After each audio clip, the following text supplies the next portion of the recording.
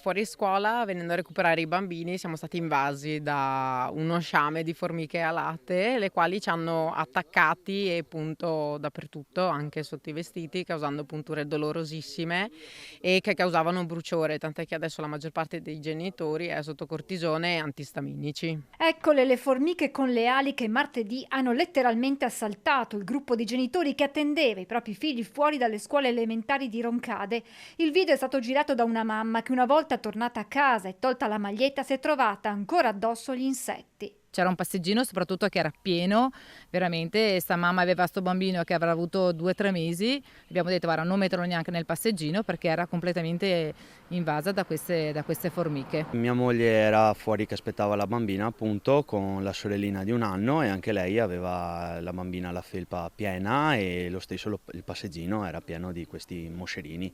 È stata appunto sua moglie? Mia moglie sì.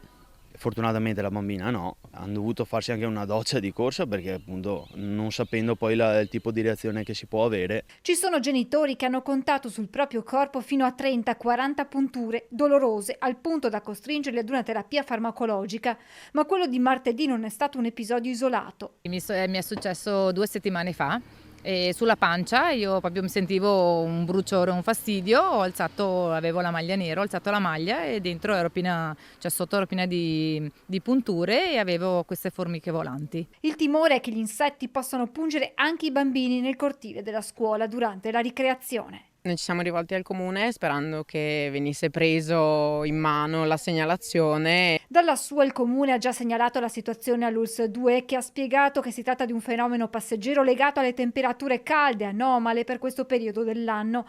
L'azienda sanitaria farà tutte le verifiche del caso, visto che gli episodi si sono registrati nei pressi delle scuole e la tensione è massima.